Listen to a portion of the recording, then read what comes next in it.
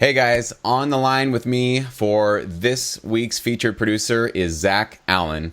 And Zach is a producer of many genres, but most recently, Zach caught my attention because he submitted some awesome tracks for the Fox Sports opportunity that we just completed.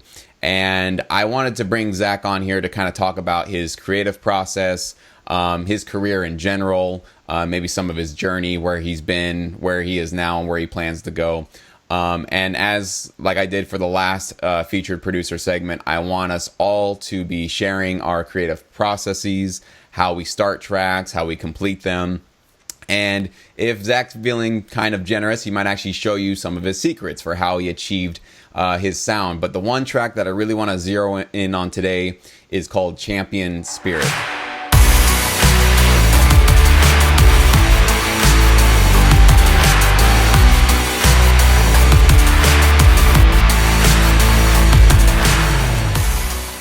Now, this was an awesome track that definitely stood out among even the other ones that he submitted. They were all solid tracks, but this one I think by far got me the most excited. So, Zach, welcome, and please walk us through your creative process. How did you create Champion Spirit? Awesome, Jesse. Thanks for having me. And, on behalf of the whole group, we just continue to thank you over and over again for all the work you put in and putting this thing together. So Champion Spirit, one great thing about that track is I had the luxury, this was the last one I submitted.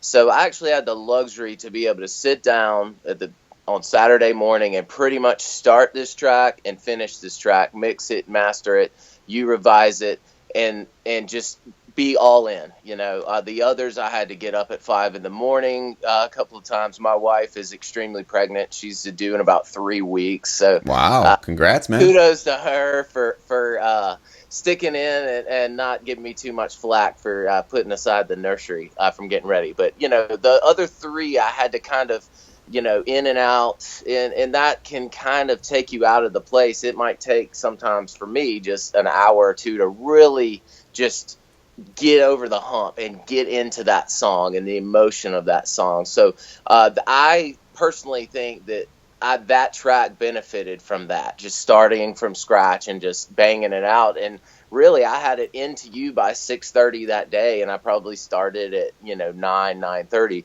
And usually I'm not that fast. Usually I'll spend 10, 12 hours collectively on a track like this. Anyway, so I'm getting way ahead of myself. To go back on how I created that, basically with all these tracks, I was telling you before we got on the line here, the mistake I made kind of in the rock orc opportunity was that I felt like, oh, I've got a few rock / orchestra tracks. I'm going to kind of cater those to what he's got and just rework them a little bit and try to kind of fit a square peg in a round hole.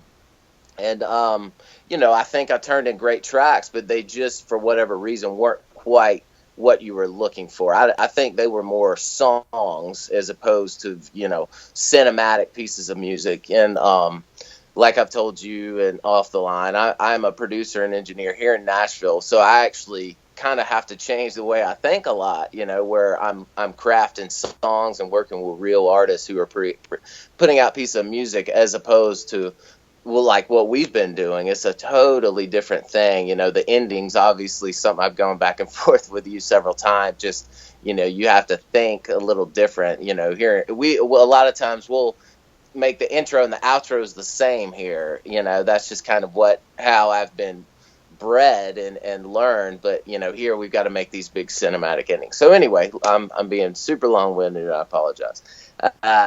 I just took the 7 tracks. I felt like the pop rock was a good barometer for me. I thought there would be a lot of openings there, and it wouldn't be like overly saturated with submissions. So I wanted to focus on those. And I was like, I'm going to start from scratch. I'm going to make these tracks. They've given me the blueprint. So instead of trying to do something I've already got, I'm going to cater these to the exact, almost to the point. I've got an app on my phone. It's called BPM Counter. It's a really cool app. It's about $4, and I just literally play the song out of my speakers, put the thing on it. It tells me the BPM. Wow. And, so there's my BPM. On the first track I did, the Drogon, which, all of my tracks were named after Game of Thrones characters. If you didn't pick that up, I that was sort just of one. did, and I thought Yeah, I thought you actually had really cool titles. It's actually a really good point to bring up yeah, that in this side of the business, because kind of going to what you said also about crafting different styles of outros and intros, and also just completely rethinking about how you make music for this side of the business. It also applies to the naming conventions, and a lot of times I will rename your guys' songs because while your name Dragon is a cool name, it doesn't really explain the vibe, the emotional character of it, or anything that a music supervisor who's looking at a list of songs would be clued in to go like, okay, what is this song going to probably hint at, hmm right? So one thing that you've learned throughout being in this industry is that making what's called production music is obviously very different from making records. And thank God, because record sales, they're not doing so great these days, and consumers don't feel like they need to be paying for music, for better or for worse. The industry is just changing and morphing and evolving. So that's why I've always said that this side of the business is still great, because it actually still values the work, the hard work, the creativity of music producers like you, who want to get into this business. So yes, the word production music means something. It actually means that you have to name your track a certain way, you have to compose your track a certain way. So yeah, I'm glad that you're learning those lessons in this group. That's awesome. So let's go into your creative process. So let's talk about your track Champion Spirit. What did you start with? What instrument did you get started with? Well, I basically I based that off of out of the 7 songs. I feel like it was the second one. I can't really remember, but basically I put my BPM counter on my phone and just found a tempo. That was literally what I started with, and figured out what key is the song in and what is the chord progression. And this was kind of my process for all 4 of my submissions. Not reinventing the wheel. And so once I kind of had like a general chord progression, a lot of times what I'll do, I didn't do this on every song. I can't remember if I did it on this one or not, but I'll just record real quick, just a simple, just generic piano of the chord progression. So I have some kind of like foundation of what it's going to be. And then what I was saying before with the first track, that first song that I submitted, I kind of went through and I used all battery kick and snare samples for the most part, I think. But I found just like a slew of samples that I felt like would work for that style, and I just dragged them into an instance of battery, and did the same with the snare, and then basically just kind of used that as my foundation for all the songs. Especially, once you were so high on the first mix, it's like, well, man, like, I'm going to turn these in as probably a pretty much one piece, even though they're 4 different pieces of music. So let's just keep it consistent. They like that sound. Jesse likes that sound. So I would take that instance of battery, make sure my velocities match what I'm going for, and literally listen, what is the kick and snare pattern? And I actually like copy it, for lack of a better word, because that's what the client wants. And you've hinted on just many times, like service industry. So do that. And then I had claps in all my tracks. I used, which I'll show you guys here in a minute, I used some samples from that sound. I know one of the other guys in the Syndicate is high on them. They're actually based out of here. I know Dustin, the owner. He's a great guy. They do great work, so can't put them over enough. So I would print claps, and then I would copy the track and reverse them, and just kind of physically nudge the reverse ones to where they just landed right with the claps. I had hi-hat on this track. I used hi-hat patterns are such a pain to get right, and to really make them human. So I use Superior Drummer. I have all the packs for that. And got that in. But, so once I get that basic groove, then I'll grab my guitar and I'll show you what I have here. So I use let's see, there it is. So that's one I use. It's a 52 remake, and a blackface Fender, real clean sound, which is great for this type of music. It's that kind of like clean but on be tons of delay. So I'll just try to find like you did on your thing. I'll write down, okay, there's a clean arpeggio, there's a clean strumming part, there's distorted parts here, and just kind of go through that list with guitars, with general pads, synth sounds. Something is happening in this point of the song. And two, to back up, once I get that kick pattern, I'll kind of just jot, okay, there's 4 bars here. There's 4 bars of this verse, 4 bars, introduce a new element, another 4 bars, then there's a break for 2 bars. And I literally cut, about a fourth of my process off, because you can dissect arrangements all day, but the arrangement is already done for us in those reference tracks. So I just, cut that part off and basically just made markers in Pro Tools, which is what I use.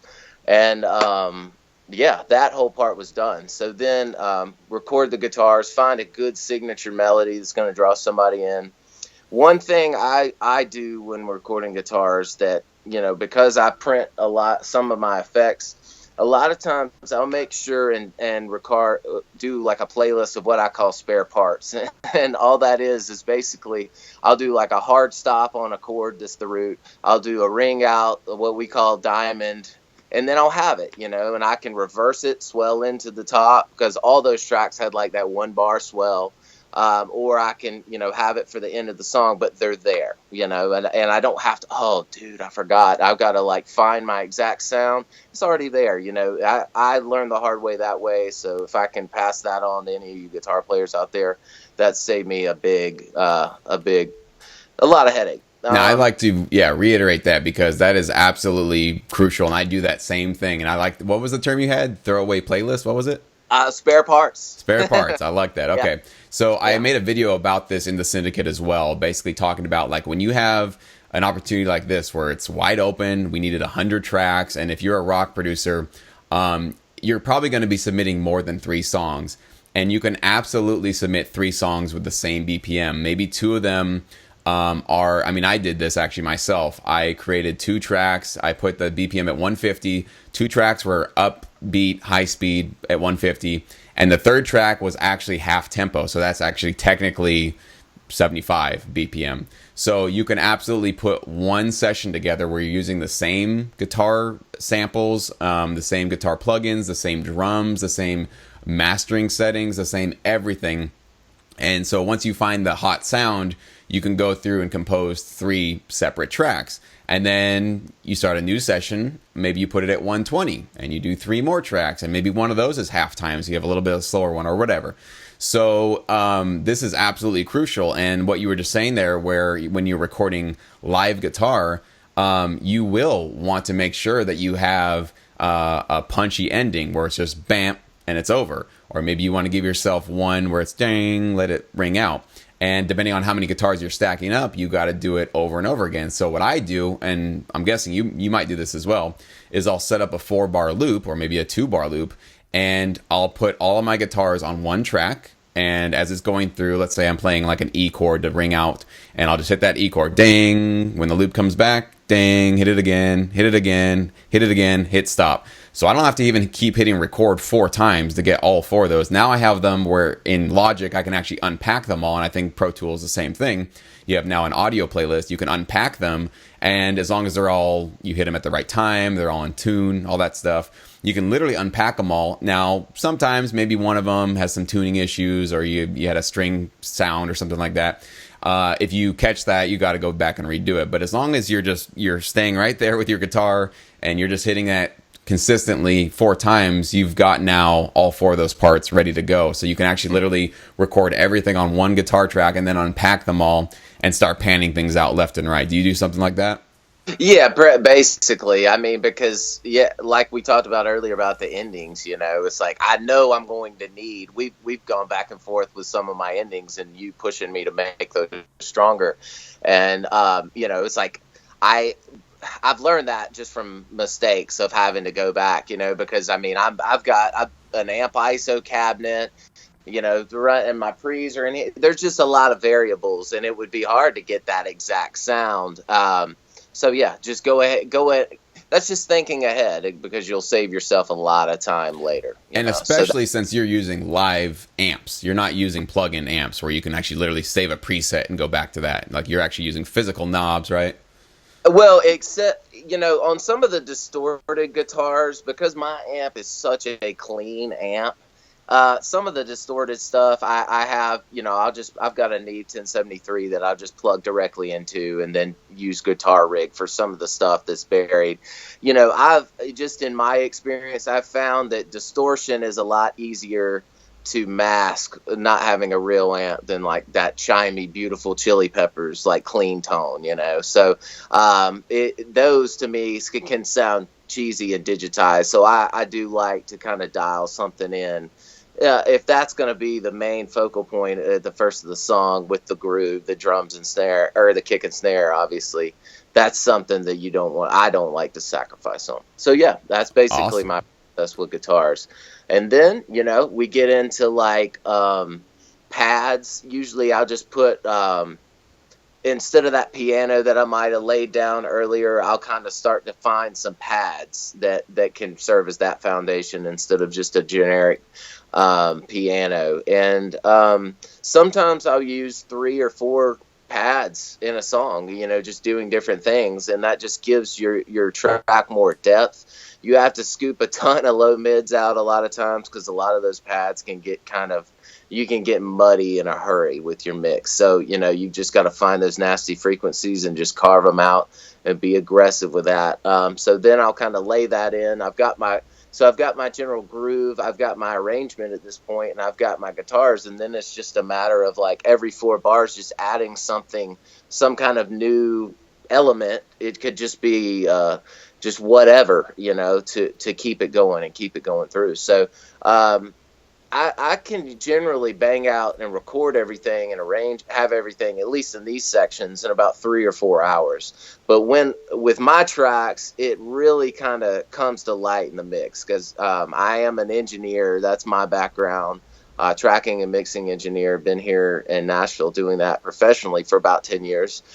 So that's when you have to kind of like use your strengths, and use your knowledge of that musically, instead of not thinking so technical, because there's a few important techniques, and I'll show you a couple here in a minute when I go through my mix. But I just want to encourage everybody, when you're mixing, to just try to enjoy it and get into the song and find that day, going back to this track we're talking about today, my mix was so much better because I was just into the song. And right now, going back and forth between stuff, in most cases I don't have a whole day to stay there.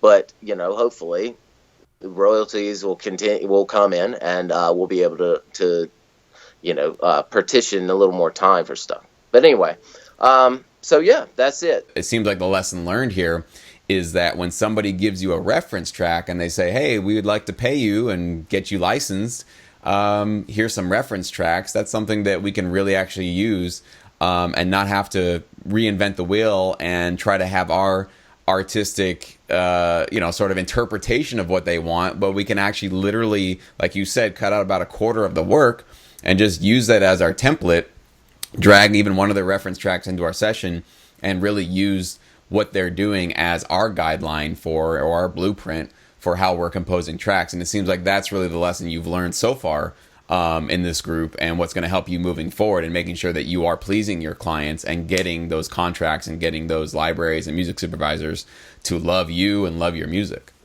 Without question. I mean, like you said, it's time in a lot of ways is more valuable than money. So if somebody can save you time, put your ego aside and, just follow instructions. And I know that I had a lot more success with this submission because of that, and obviously you want to make the next Bohemian Rhapsody, but sometimes you just got to look past everything and hey, this is what they want. Well, I can kill these tracks, so give them what they want, and hopefully they'll be happy and use them. That's awesome. And that's why I do say that this business is not for all artists and all producers. And you are now seeing why some artists and some producers probably would get into this business and go, not for me.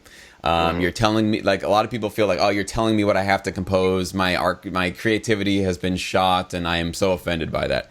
And so, yeah, if your sensibilities don't jive with that, then it's not going to work out for you.